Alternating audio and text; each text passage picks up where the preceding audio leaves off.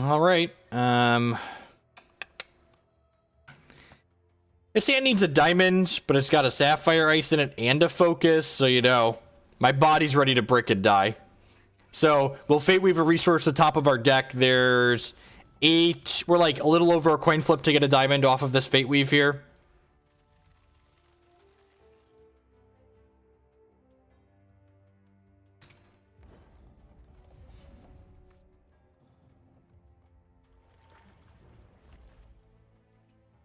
Grab our diamond here. Play our Thunderfield Seer, which prophesizes onto our deck. How much turbo PR are we expecting in the bash this week? I'd be surprised if it's 25%. People in Hex don't really... most of the people that play this game don't play the best decks. Just like, point blank gonna say it. And part of that, it's not necessarily a bad thing. It's like... so, it's actually a good thing, right? Because it allows Hex to appeal to a lot of different people. The best decks in Hex in general aren't that much more powerful than the decks that aren't the best deck in a given format. It is basically a Storm-esque combo deck. Looking for our Cyclone Shaper to combo off.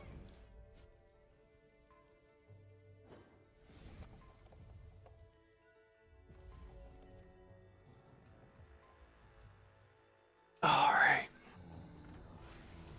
Opponent's got an aggressive start here. So Fury Chant says whenever another constant enters play under your control, it deals 2 damage to the opponent. So now whenever my opponent puts a constant into play, I'm going to take 4 damage. How does the opponent interact with it? So one of our troop that enables our combo in this deck is a troop, so they can just interact with the troop.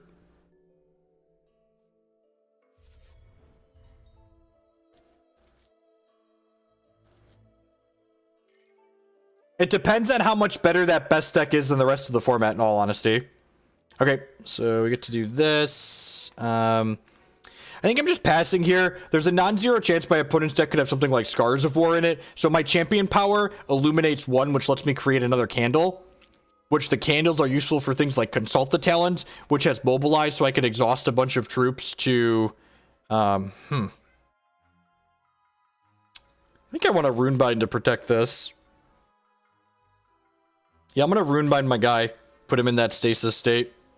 Keep him alive.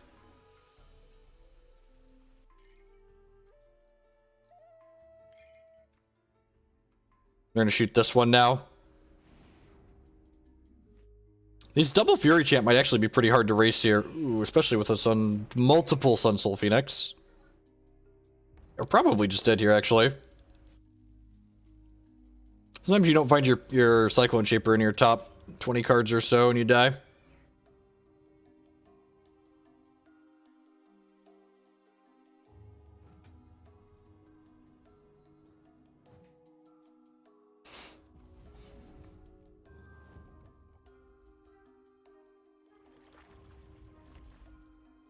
I'll give it the old college best here, but I'm pretty sure we're dead.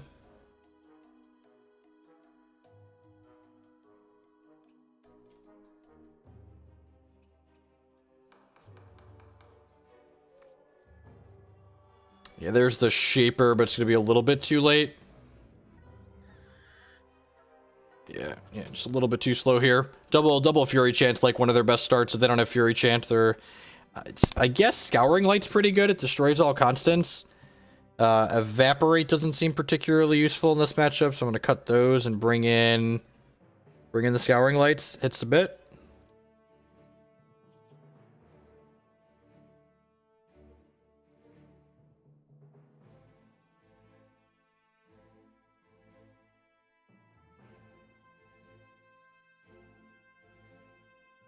Yes, it is. Scouring Light plus Runebind is decent.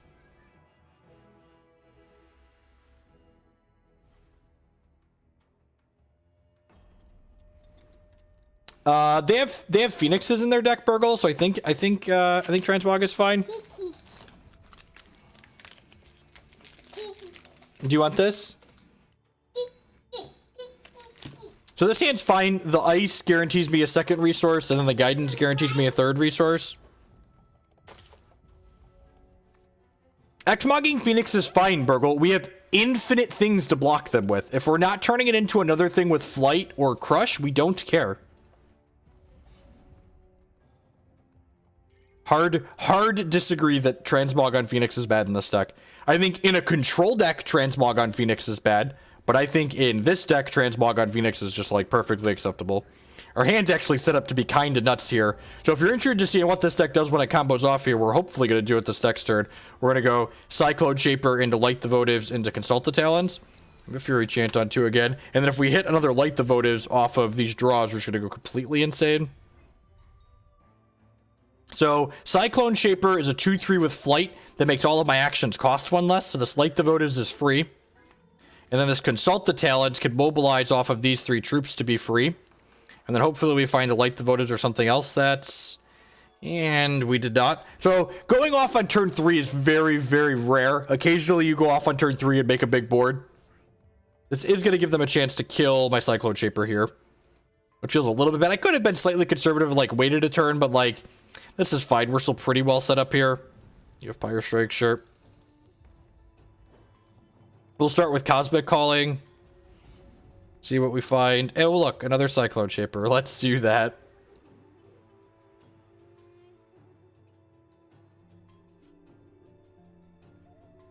Grab a Heart's Whisper here. Go ahead and Heart's Whisper. Transmogrifade and Runebind. That's awesome for us. I'm gonna put a non-resource on top of my deck. Do you want another bar? Rawr.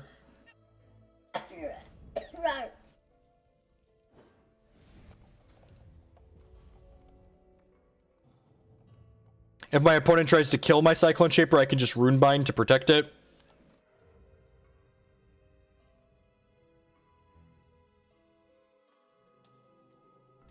Scion, sure. So this says whenever my opponent plays a non-resource card, they get to illuminate, make a candle. Runic Missile, my guy. I'm going to go ahead and kill this in response, or turn it into something else.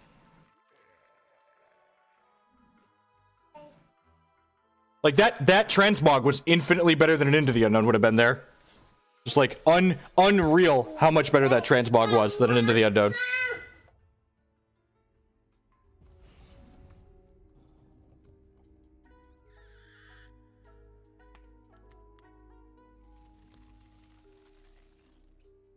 I'm going to go ahead and play this Thunderfield Seer and Prophecy under the card we've done top of our deck. I'm going to go ahead and Scouring Light and clear all their constants and draw a card. Hopefully an action here. We draw Consult the Talons. That's free off of these Mobilize. That draws 4 cards thanks to this Thunderfield Seer here. We get to go ahead and Light the Votives and put a bunch of candles into play. We get to go ahead and play this Cosmic Calling for free. Because of Mobilize. I already have a Runebind in my hand. I'm just going to grab another Thunderfield Seer. So we could draw more cards. No reason to mobilize this. Hi, Dad. Hi, Declan. I love you, tiny monster. Hi. You're a good little tiny monster. Yes, you are.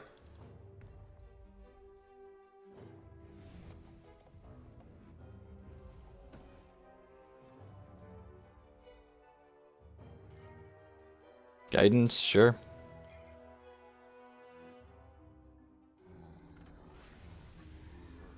Oh, I missed a host. Caleb with the host. Thank you very much. I do appreciate it. Welcome to folks coming over from Caleb's stream. We are hanging out playing some Hex Shards of Fate this morning. It is a fully digital TC. It's very similar to Magic the Gathering. It has a great competitive online scene. Another Scouring Light. Sure. Let's lead on Cyclone Shaper. Yeah, so we'll play this other Cyclone Shaper out, which makes all of my actions cost 2 less now, so the Scouring Light's now free. All right, and then this is the part where, like, so we haven't drawn our Psychic Ascension, which is our card that we combo with, but our Champion Power illuminates, which in addition to making a candle for it, it could just give all of our candles +1/+1. So gonna make our army huge, just beat them down, which is why I like this deck. This deck isn't an all-in combo deck. It has like this very reasonable fallback plan where you just like play Light the Votives a bunch, then hit your Champion Power and attack them with 2/2s.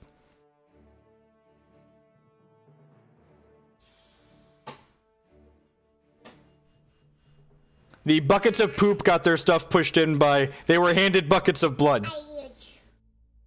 They were handed buckets of blood.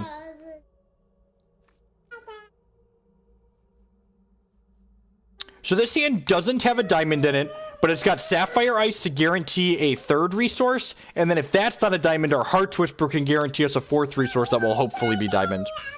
Plus we'll have draws off of like Consult the Talons and stuff too, so we're going to guarantee put a resource on top of our deck here, hopefully find a diamond. Again, a little bit better than a coin flip to find a diamond on this first one.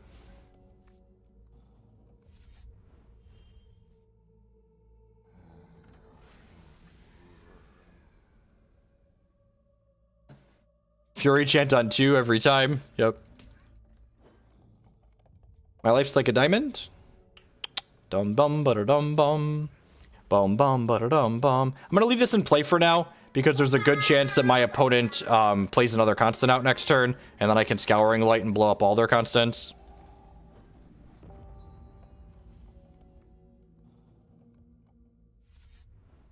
I mean, like, their deck's much worse when they don't have Fury Chant, so it's good that they always draw it. They have a guidance to kill my other thing, too. Sweet. Sweet.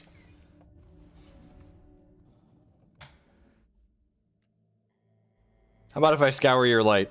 Just all the constants go away. That's what I love about Hex. In addition to having powerful things that you can do, there are powerful answers. Do you want to play a constants-based deck? Let me Scour your Light. Let's just, like, get them all out of here.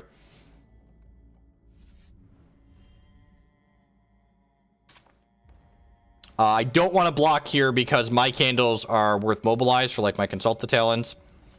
And so, like, this is a really small thing here, but you want to Hearts Whisper before you use the Consult the Talons. Because, like, I could Champion Power and Consult the Talons, but Consult the Talons could possibly cost me only 1 resource when I have more troops in play. Whereas Hearts Whisper is basically always going to cost me 3. So I'd much rather just wait. Because, like, next turn, I'm going to get to hit this and then cast this for 1, basically.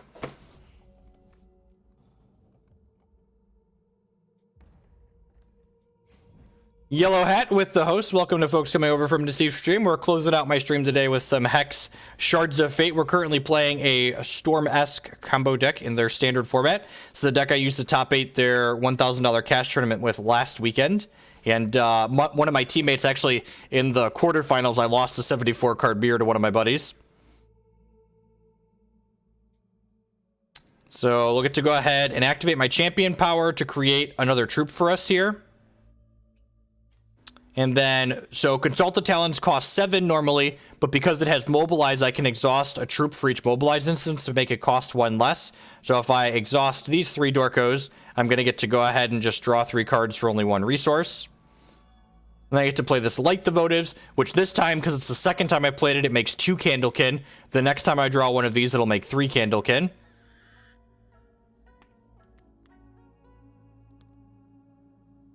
Go ahead and play Guidance here, which lets me Fate Weave and then draw a card. So one of these 2 cards I draw is guaranteed to be a non-resource. I'm going to play this, and I could keep trying to combo with these, but I'm actually just going to Scouring Light to destroy my opponent's Runic Avalanche here. The Runic Avalanche, if they draw a resource, they would get to draw 3 additional cards, and I know their hand's pretty bad right now based on how big this Rock Elemental is, so I really don't want to give them a chance to draw a new hand. Yep, Guidance, they get to Fate Weave and then draw a single card. You can see their Guidance is different than the one that I played last turn, because my Guidance was prophesized, so it was modified by one of my Thunderfield Seers to draw an extra card. So Arcane, a Critty, whenever they play an action, they gain a charge towards their Champion Power. Their Champion Power draws them 2 cards, then discards a card at random. This Phoenix is kind of scary. I have enough troops at this point that I'm willing to trade these off, especially with them having this Sun Soul Phoenix in the air. So we're looking for a way to take this off the table, one of our 2 Transmogs, ideally. This Arcane Focus, look at the top 2, draw 1. Runebind's okay, it's going to buy me a turn against this. Kind of flooding out here a little bit. Whoa, really flooding out. Thankfully, these ice are going to let me go ahead and stack my deck here, so I know the top card of my deck right now is going to be a non-resource, which is convenient. Attack them for 3. Hopefully the Psychic Ascension could generate us a flying troop or 2.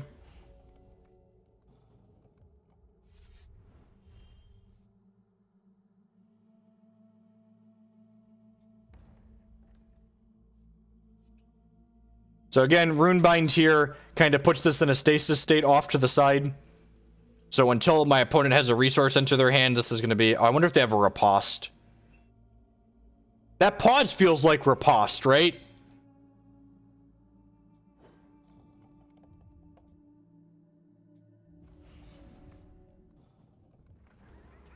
That pause makes me want to not play this Psychic Ascension this turn.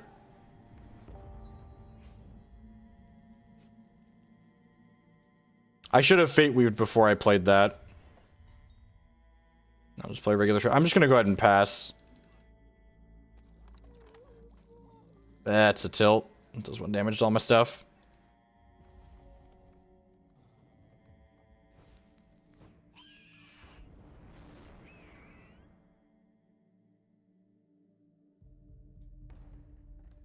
This is going to put me to 7, which means if they hit a resource next turn, this other bird's going to come off and kill me.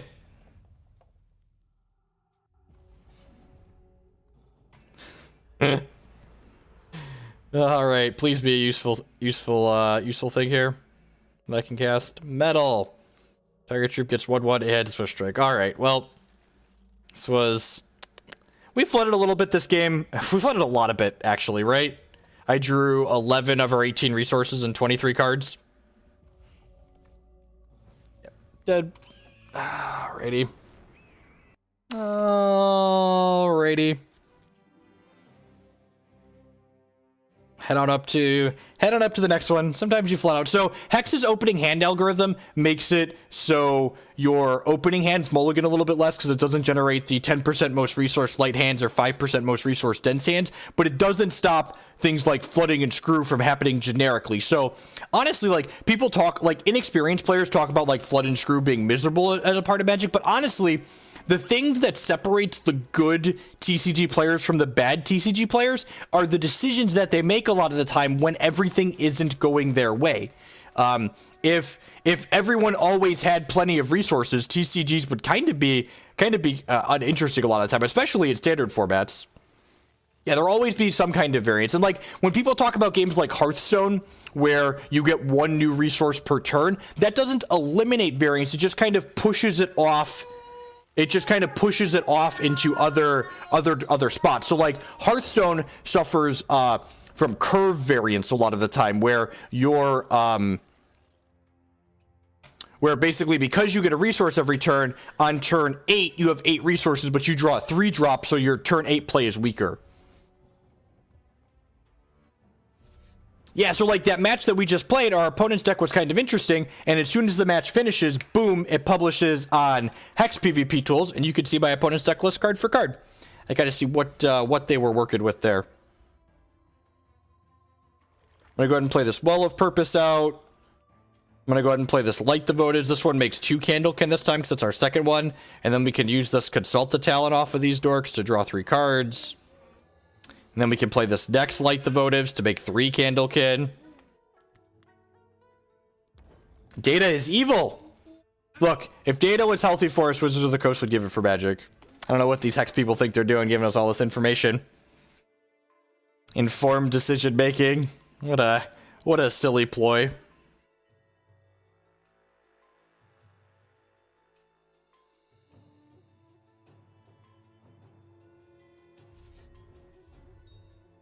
So opponent played a 2/2 that whenever they Fate Weave, it gets +2/+2. This does not, and this, whenever they Fate Weave, it gets 2 power and flight. They're going to offer this trade. Yeah, I've got enough candles that I'm just going to go ahead and take this trade. Like 4 cards. If I'm low on mobilized troops, you'll often want to wait on chumping a train, just like take 2, but there we go. There's a Cyclone Shaper. So this card, in addition to looking at the top 3 cards of my deck and giving me one of them, it gives the card I take Mobilize. So I could play this for only 1 resource here. And now this Cosmic Calling is free because its cost gets reduced. Its cost gets reduced by 2 when I mobilize, and its cost gets reduced 1 by the Cyclone Shaper. This Light the Votives makes 4 candles. And again, like, we haven't drawn our Psychic Ascension. I'm not combo killing my opponent here, but it really doesn't matter. Like, I've made a bunch of candles. When I illuminate here, instead of making a new candle, I can give all my existing ones +1/+1. Now I just have, what, 5, 6, 7, 8. I have 16, 18 power in play, and I haven't even ascended. Turn 4, 18 power in play.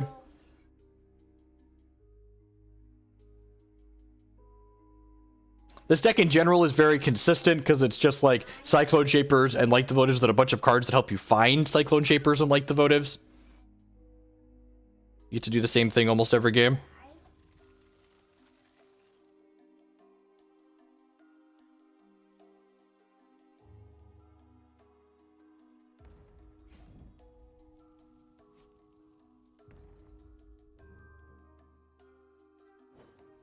Light the Votives is fine. If you don't have a way in your deck to consistently redraw the Light the Votives, it can be kind of medium.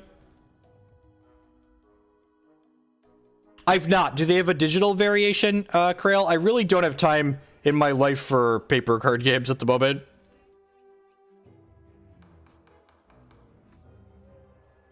What kind of deck do I think best attacks the Turbo P deck? I think you want to try and go under it. An aggressive deck with some kind of transmog in it, perhaps. I think the permanent-based hate cards are some of the best ways you can attack this deck. Like, the Magistrates. Let's just keep mobilizing on through here. At some point, we'll find a Psychic Ascension here, hopefully. And again, all of these cards are free because of my Cyclone Shaper. That's paper only. Yeah, I don't think I can justify jumping into another paper card game right now. I'm gonna go ahead and play these Thunderfield Seers out using my last 2 resources, and then play this Arcane Focus, hopefully find a Prophesize card I can play. Yeah, Guidance, sweet. And now this Guidance draws me 3 cards. Might have to discard here, pretty unlucky. Oh look, we found a Psychic Ascension. So now we ascend. And now all of these free actions that we're playing, when we have an Ascension, they generate troops for us. Let's Consult the Talons here.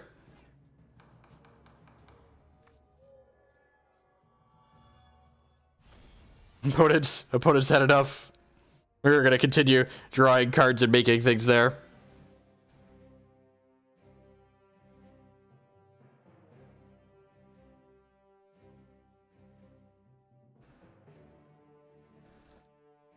I would ask on this channel, Metogin, that you don't use the term retarded in a derogatory sense like that. Please and thank you, first and only warning.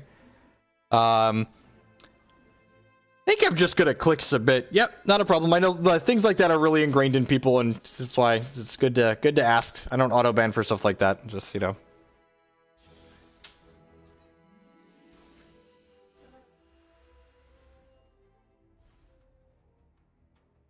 Takes retraining.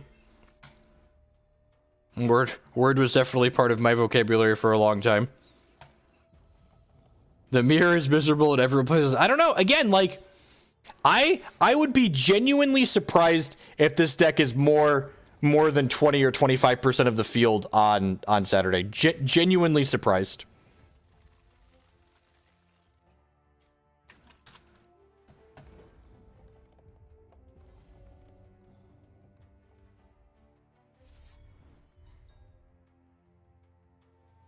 And, like, there was a mono Ruby deck that popped up that had, like, main deck, what's the word I'm searching for? It had main deck Inquisitors in it. It's like, man, that's hostile.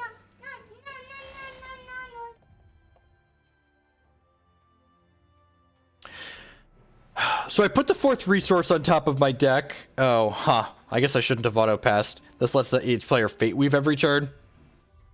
I guess I probably wanted to transmog that, huh? I probably should have transmogged that when they played it at my end of turn. This was a quick troop. I'm gonna go ahead and transmog this now, turn it into a random 1-drop. So I let my opponent get a free Fate Weave in, basically, by messing up slightly.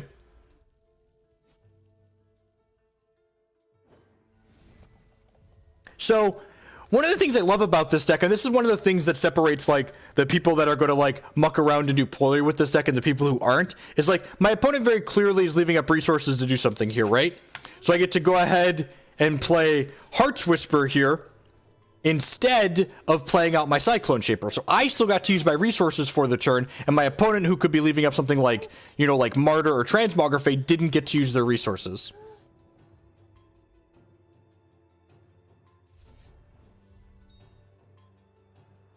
you want a color? You want a color?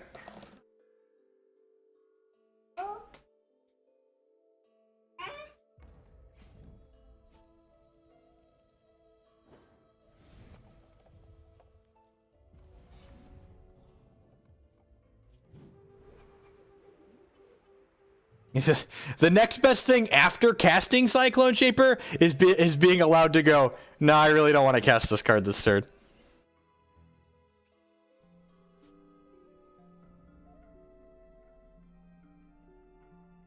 Didn't grab a Light the Votives here, start going wide. And then this Light the Votives lets me mobilize this Cosmic Calling, which lets me get this Arcane Focus. And now this Arcane Focus finds me something else here, hopefully. Okay, I can't play my Seer out this turn. That's sad.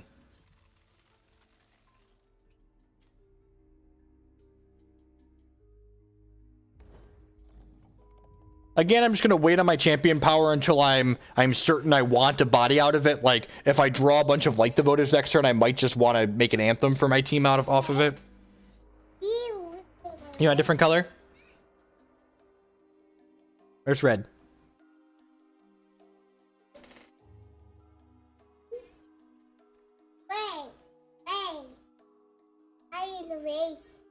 Mind's Pyre is a really good one, actually, because it requires explicitly, a Transmogrifade doesn't answer it.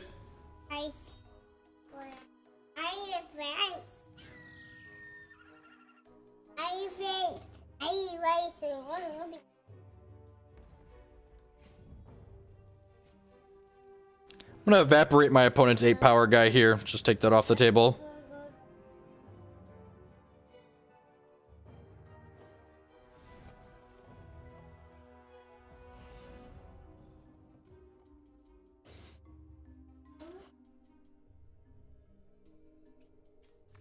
Yeah, but Burgle, you don't get to continue drawing all of your cards while Mind's Pyre's on the table.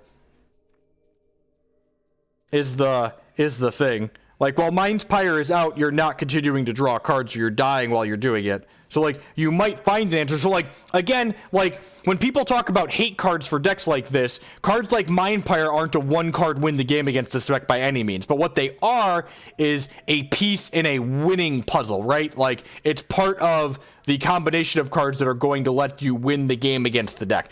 You shouldn't expect to play Mind's Pyre and automatically win the game in this matchup. What you should expect to do is play Mind's Pyre and eventually have that turn into a game win along with other pressure and disruption.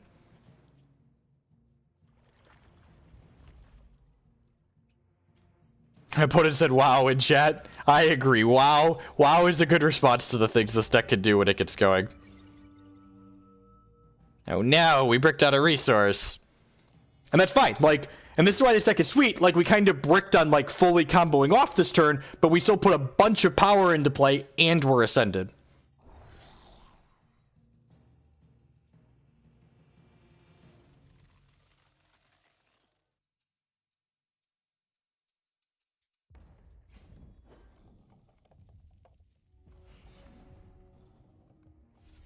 Another Cyclone Shaper.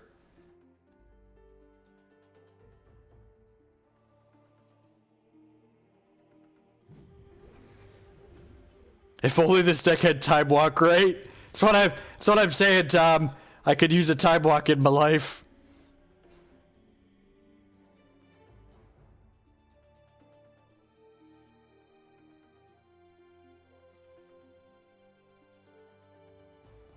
Why does Shaper also fly? Why? Why indeed? I'm just gonna, like, smash my opponent here. A space smash face.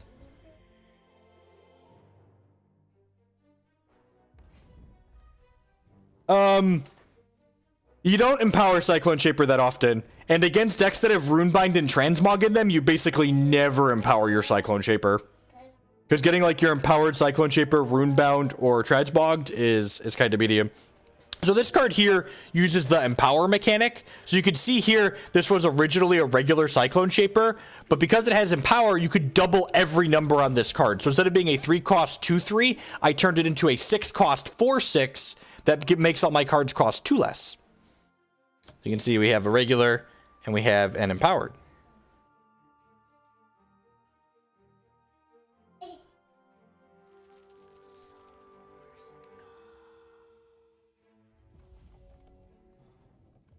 I mean, like, this is a game where, like, I could close my eyes and, like, pick my game actions at random and probably beat what my opponent has going on. Like, this isn't like a normal game.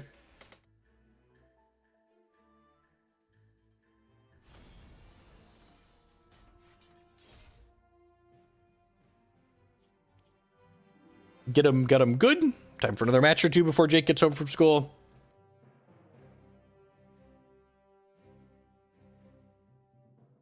But everyone's having a great Thursday, gearing up for a wonderful weekend. I unfortunately cannot play the Bash this weekend. I have a friend's wedding to go to Saturday night, so that'll leave an extra spot in top 8 for someone new. It's kind of sad. Would have tried for the 4-peat top 8 if I had the day free. I do have Sunday free, however, though, so I think I'm going to try the Kismet Clash on Sunday. I think we're going to try a Kismet Clash on Sunday.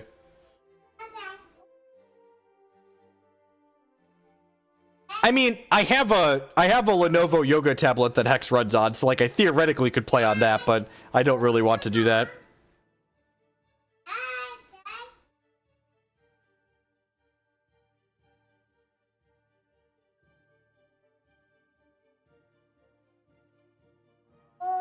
Bob and Cheese and Matt Man there in chat, first and second in this past weekend's Bash. Congrats to you both again.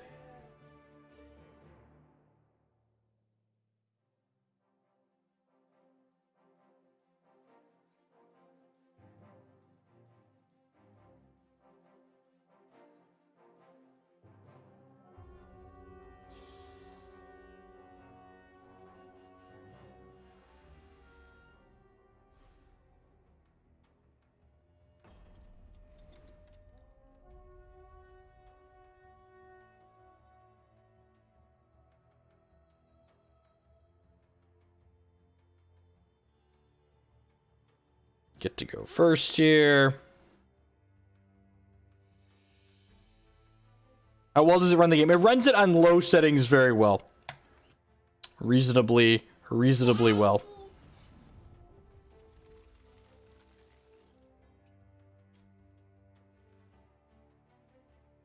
Start here with an ice.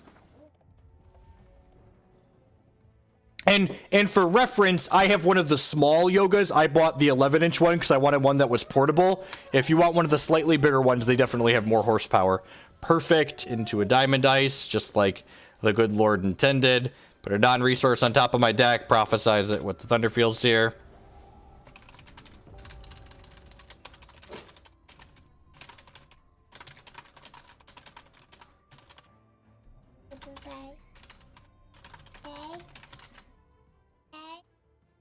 Okay, opponent's playing a socket deck of some sort, it looks like.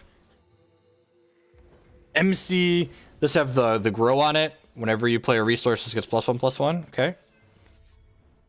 And play my Cyclone Shaper out here, and then do some turbo PA things this turn. Do you see Declan on the... Is Declan on the computer screen? Is he a cutie? I agree, Declan's a cutie.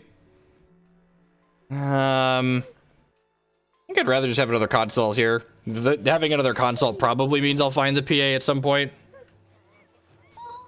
Why do I want to win Kiddish when I could just sit here and draw more cards?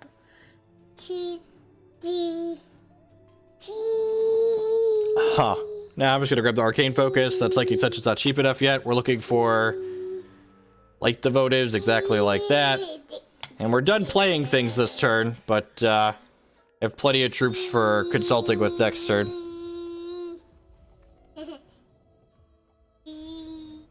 So, Immortal doesn't really have a metagame currently. Hex actually just announced earlier this week that they were going to be adding some better support for Immortal.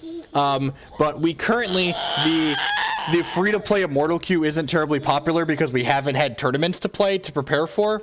So, I would expect that to start changing as we move forward.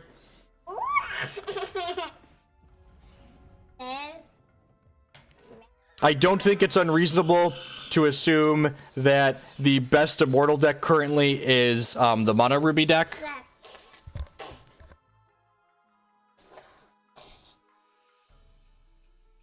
So this one has 4x mobilized because I Cosmic Callinged into it, which is kind of great. I'm gonna grab a resource with this, I think. So that way I can hit my champion power next turn.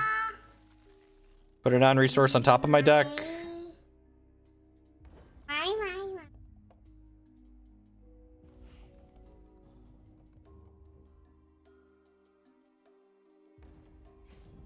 If you look at the constructed history, or the history section, there are some Immortal decks from the first 2 Immortal championships, but the format definitely, like, we've added new cards to the format. Like, a lot of those decks don't incorporate ice just yet. You're not taking all of these crayons. You have 2 crayons on the floor, 3 crayons. Color with those.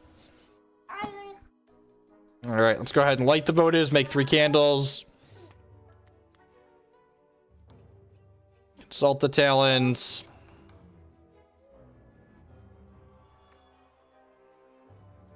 Go ahead and light the votives, make 5 candles, 4 candles, however many candles this is. Mobilize this Cosmic Calling, grab a Consult the Talons, cast this Consult the Talons, draw 3 cards.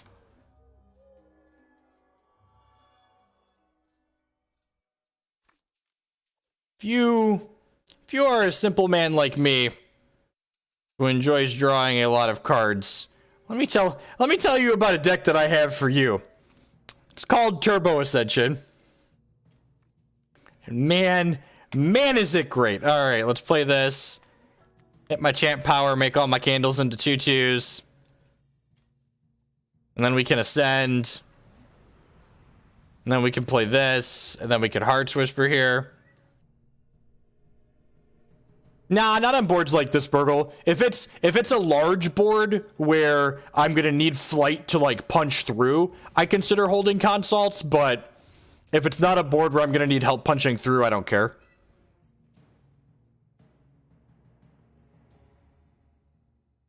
I'm gonna tell you a secret, there are a non-zero amount of games where that's relevant that it matters. This is not one of them. Those games are kind of few and far between.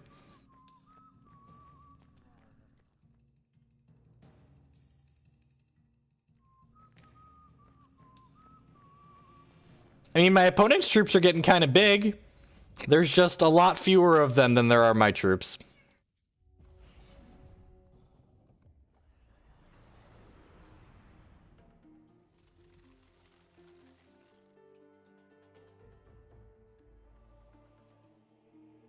Just Turbo PA doing Turbo PA things. If I play this will then cost 2. Perfect. It's the second time we made a Runic Diminishing today. Runic Diminishing, make your guys smaller. Opponents had enough. When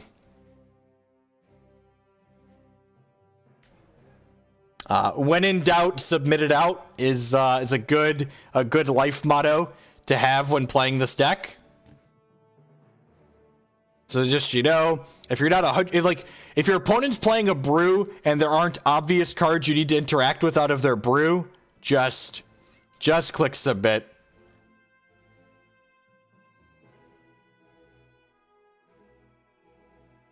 Just our plan A is very good, and we have a number of pieces of interaction in our main deck, like Transmogrifade and Runebind, so and Evaporate. You can answer a lot of things.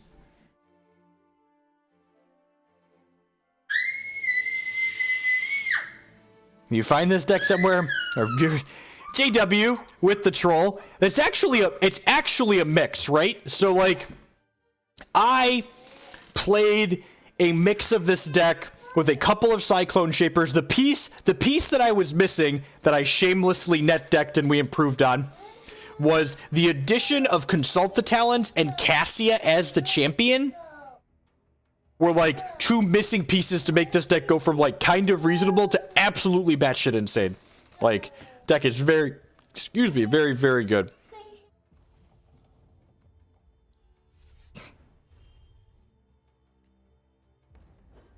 What's this deck's worst matchup? When I figure that out, I'll let you know.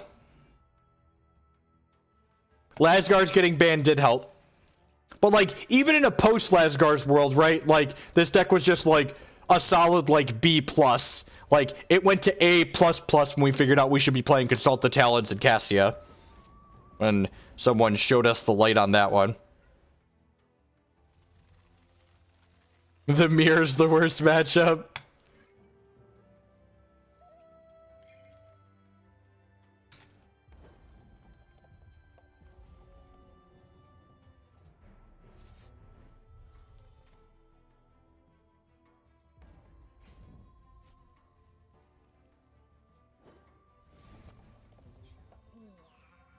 It's double damage. Yep, that's gonna kill us pretty quickly. Another Consult the Talons. Okay, let's put a... Ooh, missequenced here. Should have focused before I Fate Weaved. Alright, Transmogrifade is the perfect. I'm just gonna go ahead and Transmog this now. So that way, in case they have something like Spell Shield to protect it, I don't want to get blown out by it. There's something like Gift of the Manti.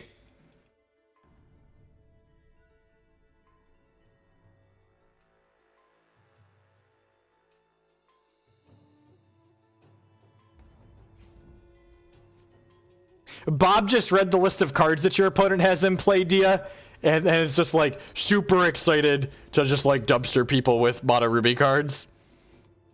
All right, I'm gonna lead on Heart's Whisper here. Fun? You're not allowed to play TCGs to have fun, silly opponent. It's about winning and crushing dreams. I'm gonna make this 1-1. I don't know if I'm trading this off. So it's pretty quickly. We haven't hit any of our troop producers here, so these consults are a little clunky.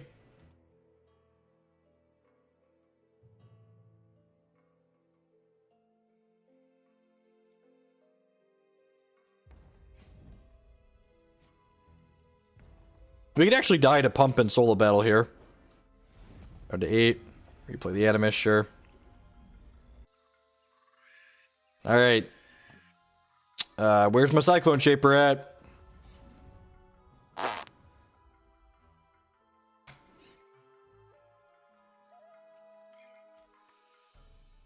There he is.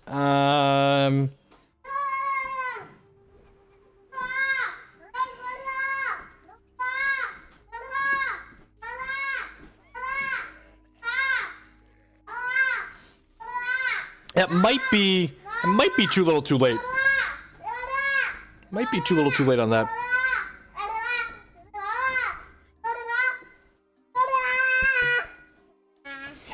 If your opponent's not miserable, insult to your TCG, Grog.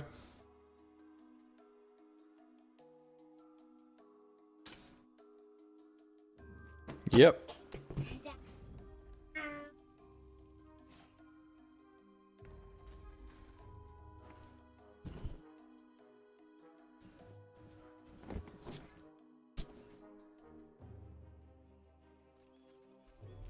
Aspect of the Squirrel. Yep. Dead.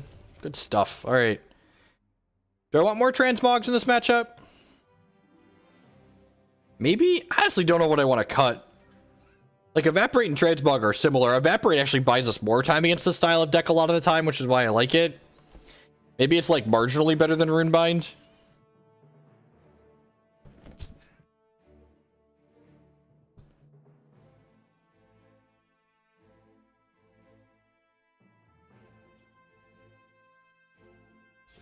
You know, like, making our thing that's busted be slower to try and interact with their thing that's busted that's kind of awkward than ours. Yeah, I think Into the Unknown's too slow. Especially when we're on the play.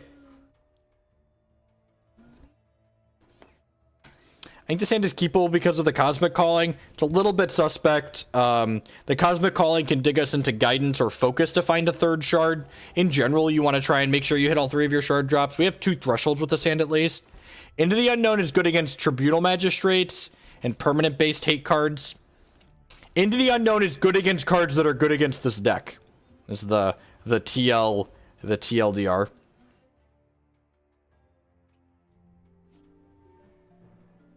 It does not get shards, you are correct, but it gets cards that often get shards. Crap. I'm just taking the Seer for now. We could brick and die here. We could brick and die, Declan. We need a shard or a card that finds shards, Declan.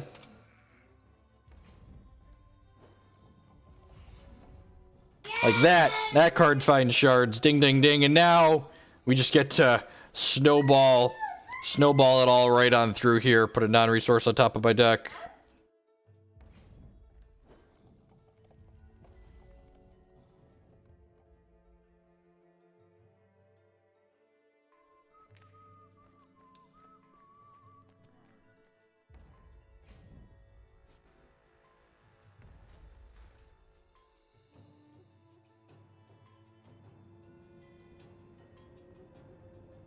Maybe Burgle.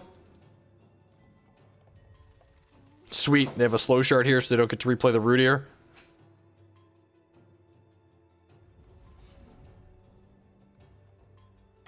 That's pretty good. We get to play this now and put a non-resource on top of my deck. Hit my champion power and then Consult. And again, this is why Consult was such an important missing piece to this puzzle.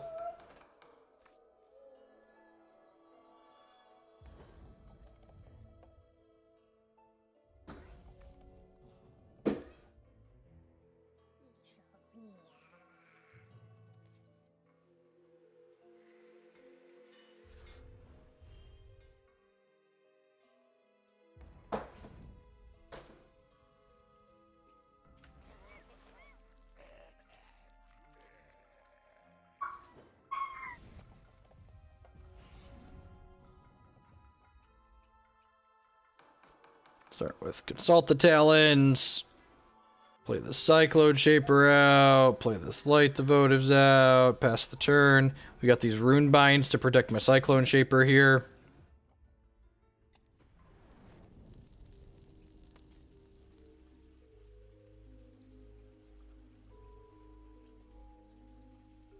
It's possible I should Runebind their MC here.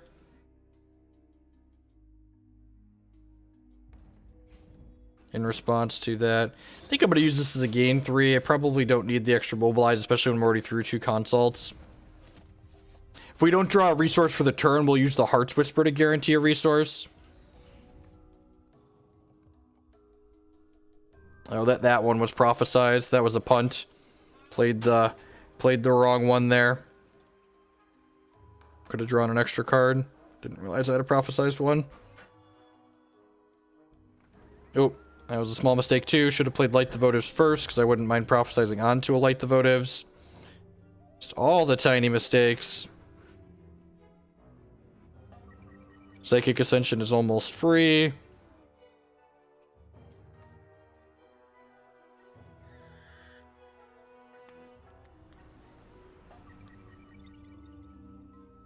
Alright, we've ascended. Non-resource on top. And again, we haven't comboed this turn fully, but we've got Runebind and stuff up. So we shouldn't die this turn, and then we should be able to untap on our next turn and start Heart's Whisper and like doing more stuff. I like doing stuff.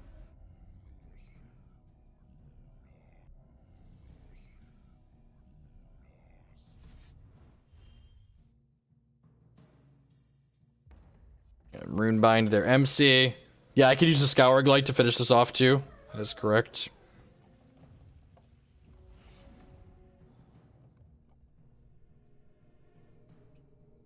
Grab a non-resource here, draw 3. Play this. Consult the Talons, generate a 7-drop, draw 3. Play this Cosmic Calling. Grab this Guidance.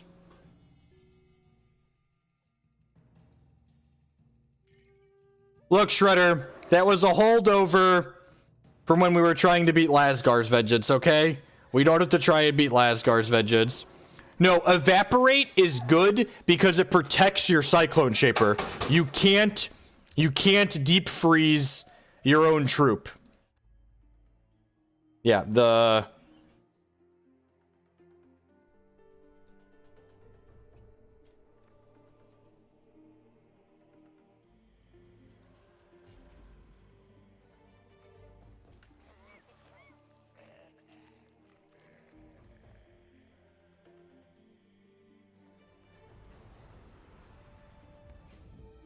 Yeah, this deck combos very consistently.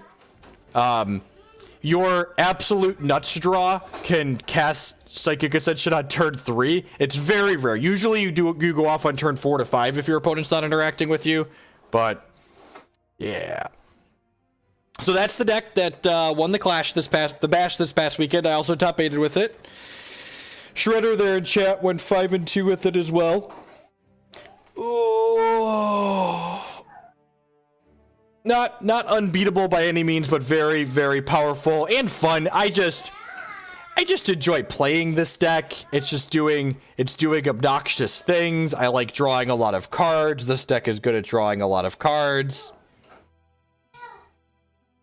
There's a write-up from Bob there on the main Hex website.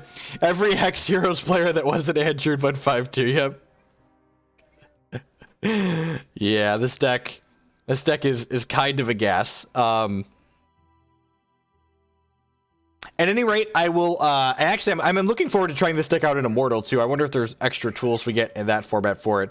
I'm going to go ahead and wrap up for the day. Thank you, everyone, for watching. I really do appreciate everyone that stuck out through the end here. No, Syzygy is not a combo with Psychic Ascension. Syzygy makes your actions cost minus cost, and then when they're minus cost, the Psychic Ascension doesn't make anything from them. All right.